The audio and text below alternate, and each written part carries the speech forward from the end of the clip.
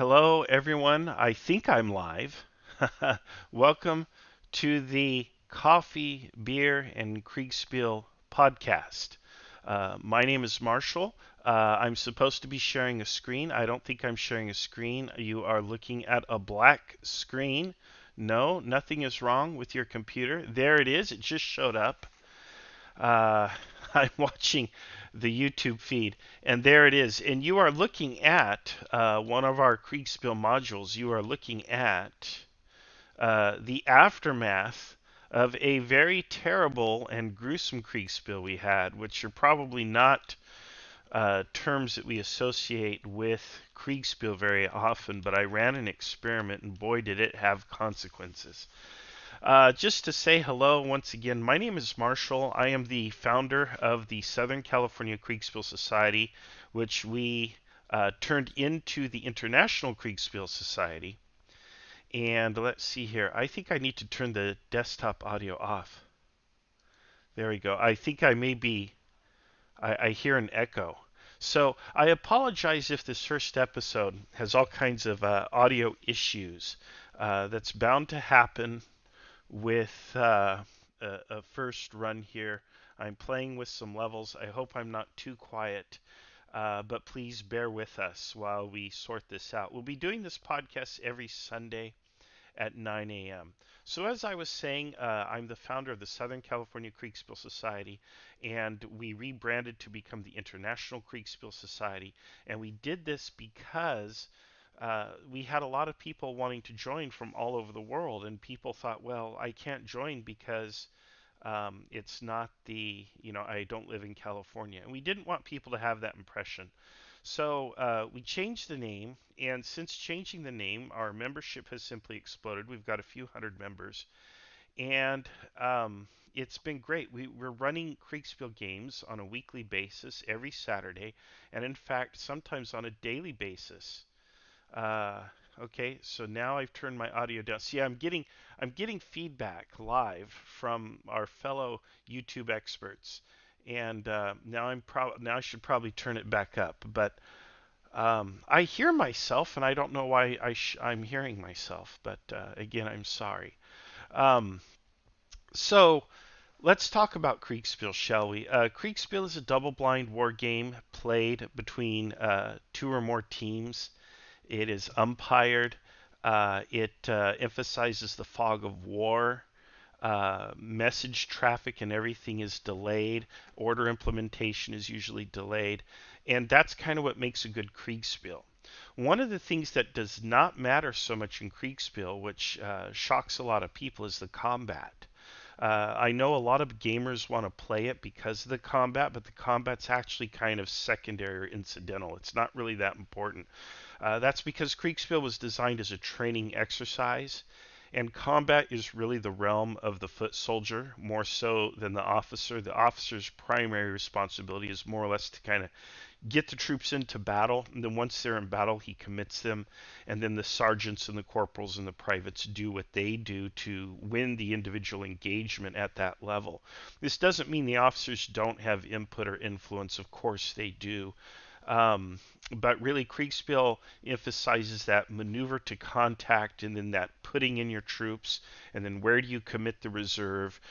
Do you stay committed or do you withdraw? What do you do? Those kinds of big decisions that commanders would face. And that's what Kriegspiel is about. Now, we play it as a game, so we do run the combat.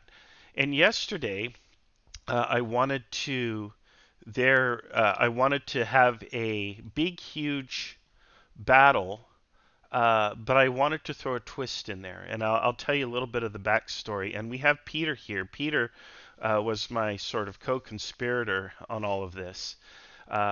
He, what, what's that, Peter?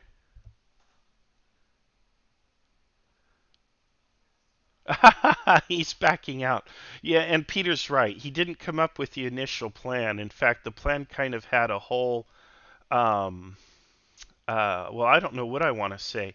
Uh, uh, was it? Well, it had a whole genesis, and I'll just put it to you that way. So what happened was, so at some point we threw out the idea of running what's called a Kriegsspiel Royale. And a Kriegsspiel Royale would be um, where I'm trying to turn on my webcam here. I don't know if I can do that though. Let's see here. Um, but a Kriegspiel Royale would be exactly what it sounds like, where I drop a bunch of players on a map. Everybody is opposed to everyone else. Everybody else is expected to fight, and away they go. And what ends up happening is I would expect that players would play more conservatively because they face opponents whose loyalties and priorities are strange to them. I would imagine they guard their flanks more. I imagine they pay more attention to minor advantages such as terrain and such. And the reason I want to do this is because one of the problems we have when we run these games is everybody just kind of smashes all the blocks together. They rush to concentrate their forces, then they do this big epic battle, and then it's all over. And that's not necessarily historic. So we're playing these games, and we find that we're always having to use a MacGuffin. If you know what a MacGuffin is, it's a thing that moves a plot line along, or some other artificial constraint to get players to spread out and engage each other in different areas. Instead, they have this natural tendency to concentrate and smash. And then when they smash, the battle becomes rather bloody, comparatively speaking, when compared to history. So I wanted to kind of, do that on steroids, give them an opportunity to smash and be bloody, to see if that actually changed their behavior. And unfortunately, we had one or two people kind of object to the idea of doing that. They felt it was a little irreverent and against the spirit of what our community is trying to do. And I understand that because we really do want to be serious. But I also wanted to run the experiment. So I came up with a plan B, and the plan B was a more straightforward scenario. I set up red and I set up blue, and red came in over here. I should have just loaded the blank map at the rate we're going. But red came in up here on this corner, and blue came in down here on this corner. And they both had an objective, which is right here, Fort Saint Julien or Julien or however you pronounce it right there. That was their mutual objective. The problem is there is a third player, a neutral force, and the neutral force represented here has occupied the fort unbeknownst to the two sides. So when the red and the blue came along their respective routes, red took both a northern route and a southern route to get there, and blue also took a couple of different routes. They took an extreme southern flank route, and then they took a more direct route, and then one that's kind of more of a center or northern route from their perspective. But they took these routes to get there. And when they arrived, not only did red and blue run into each other here in this area, but they also encountered the neutral forces there. So now you have this situation where you have red here, obviously, you have blue here, and you have the neutrals occupying the fort. And everybody just stopped. Everyone just stopped. Nobody moved. Everyone stopped maneuvering. They didn't quite know what to do with themselves. And what else did I think was going to happen, right? Well, eventually, the three sides sit down and parlay. Red proposes that, hey, let's kind of talk this out and see what we can do. And they parlay. And here's where Peter comes in. Peter, who I asked to kind of give me advice and figure how should we run this neutral party, Peter suggests, why don't we vacate the fort and pull out? And at first I was like, Peter, why? This is what I have in my head. Peter, we could hold the fort as the neutral force. Why would we vacate the fort? And then, as the gears in my head turned rather slowly, as they typically do, due to the rust. They eventually came around, and I had this aha moment. And I said, okay, yeah, we'll pull out. And then red and blue suddenly had this fort wide open to them. And now they were like, well, what do we do? Now that the fort is open, what do we do? And the decision was to go for it. Both sides decided to attack the fort. And what ends up happening is blue manages to get there just a minute or two before red does. Red gets into the fort almost the same time. And the whole thing turns into an absolute meat grinder, which is why we have pieces here that are pulled off. We have pieces here that look like this, and it's because we've moved them. At one time they were in here like this, but we have moved them off to the side. And it became an absolute Kriegsspiel Royale in a very literal sense. Look at that, I just messed up the pieces. We'll rewind it. But it was a terrible battle. It was actually kind of traumatizing, even for me as an umpire, and I think it was pretty hard on the players. And I don't think it was as fun for the players as they wanted it to be, or as even I wanted it to be. Yes, they had a big fight, but the fight was such a bloody and brutal affair. It was almost shocking. I think I could use the term ghastly and get away with it. Um, I did learn from the experience, though, and I learned, hey, there's a couple different kinds of Kriegspiel players out there. There are players who are perfectly happy to sit down and do diplomacy and who find that enjoyable. And then there are other players who just want to smash blocks. And I need to tailor experiences to suit both of them. I can't just do, I can't have a Kriegspiel where everybody shows up expecting to fight and they maneuver into position, and then all of a sudden a truce breaks out. That's not going to be very fun for people, and you can imagine why. So I kind of learned from that experience, and I thought it was deeply interesting, and it was a pretty cool thing to learn. By the way, when the fort was beat up, red was the one that basically withdrew first, perhaps intelligently, preserving what's left of their forces, while blue managed to occupy the fort for a short bit. But here's where Peter's genius came in. The other force, the neutral force, came in and took the fort from blue after both sides were spent. Man, that felt horrible. That was rough. Peter, you're here. Peter, did you want to what was your take on yesterday?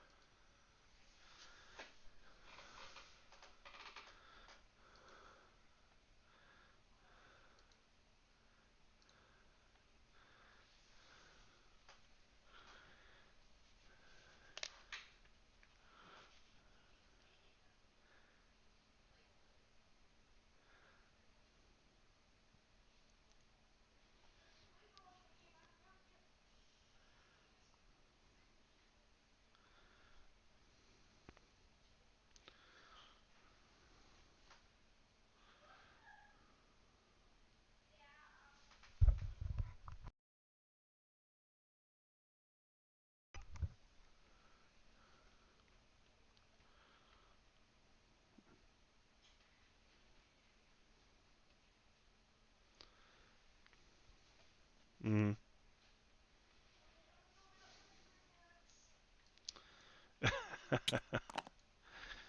Yeah.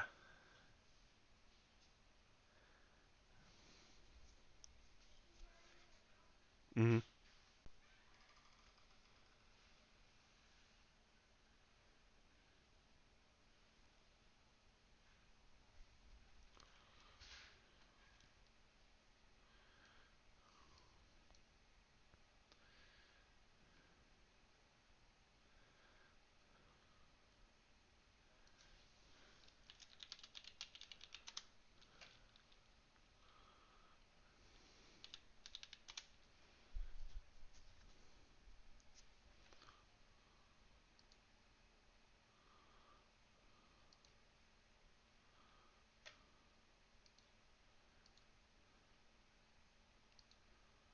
Yeah.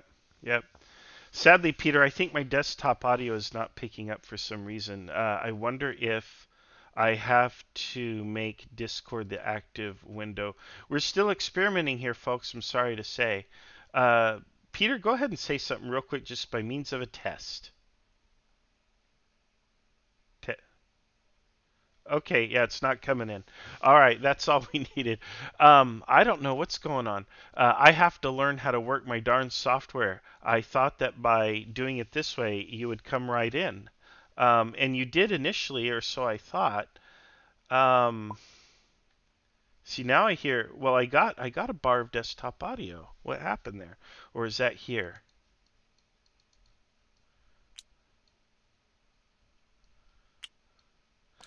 No, you're not, Peter. I'm so sad. I'm really sorry, but this is the comments that are coming in from the viewers. What a disaster, right? But hey, that's very Kriegspiel, isn't it? Um, let me see here.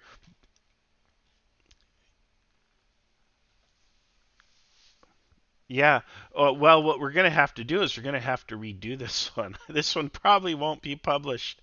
Um, and yeah, Jan will come on and do it. Nonetheless, it's a good first experience for us.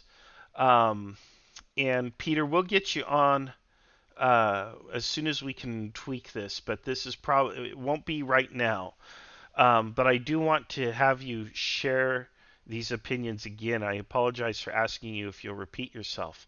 But your insight's incredibly valuable. And what Peter was basically saying was it was a tough game for a lot of people. Some people felt a little burned. Um, but we sort of went down a rabbit hole, but there was a reason for doing it. And I'll repeat that myself. Yes, there was a reason. I wanted to experiment with something. And the reason I'm experimenting is right now we're running this epic campaign called Red versus Blue, and it's a fictional red nation and a fictional blue nation, and they're fighting each other.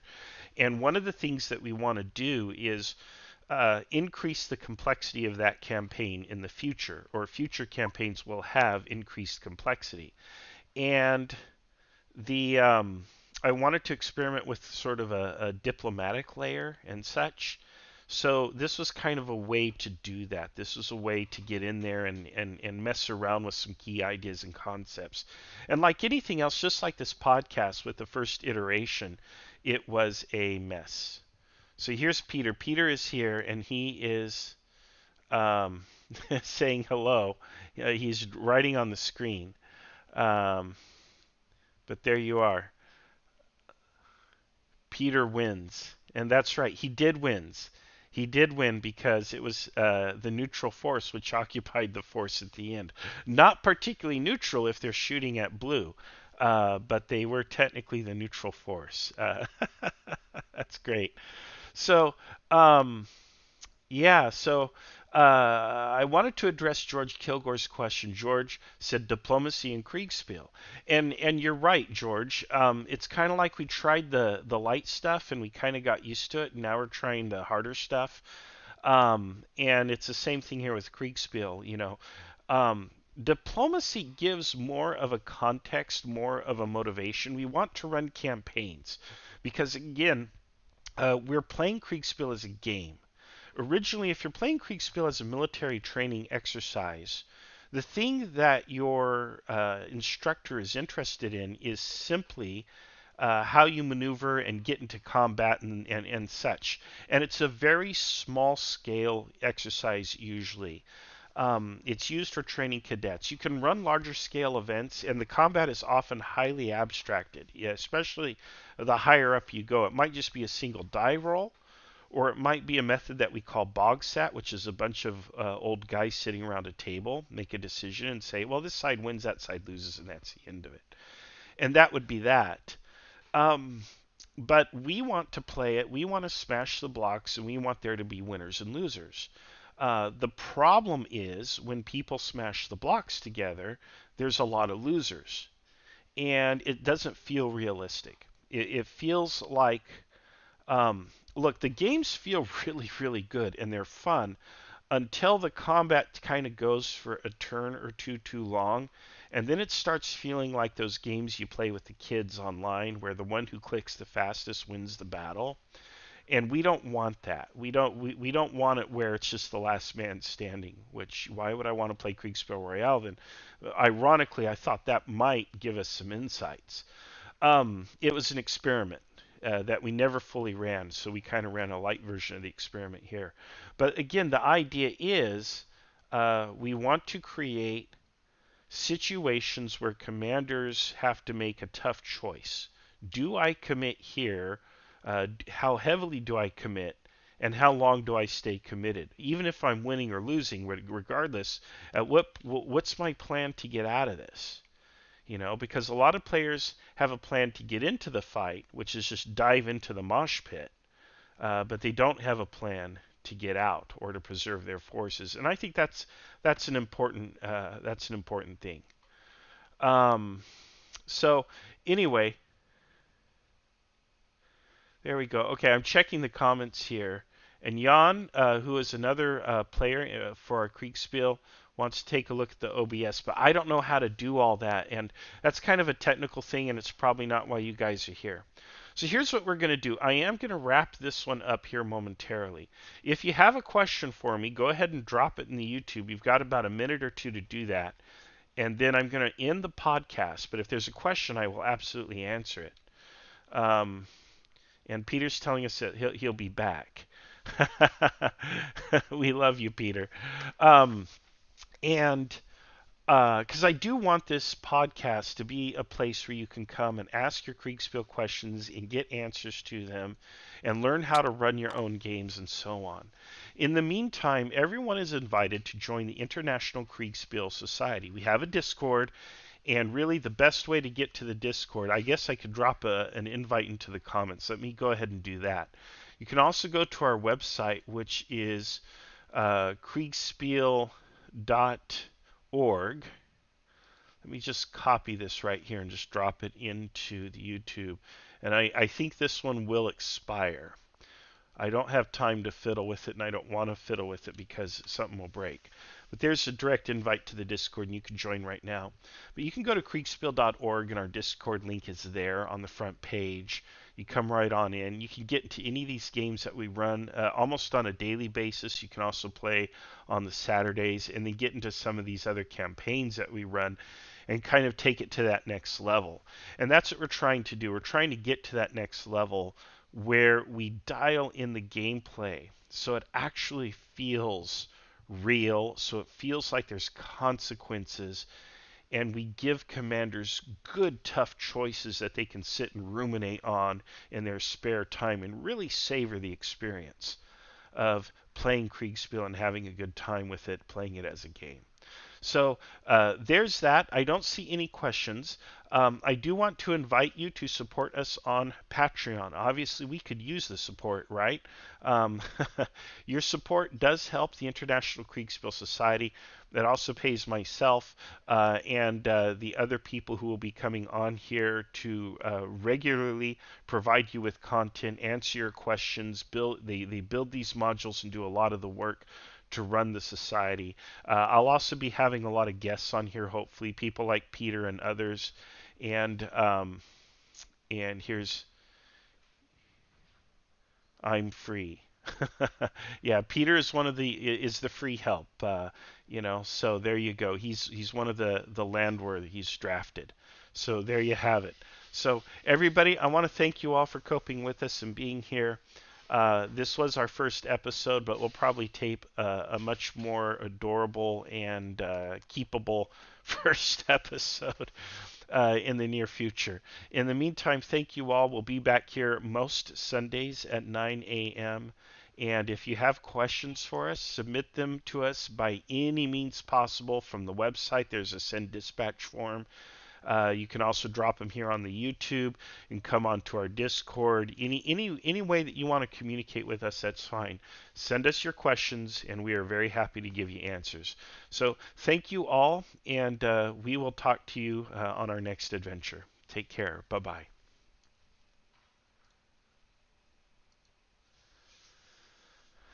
Well, okay, that was a disaster.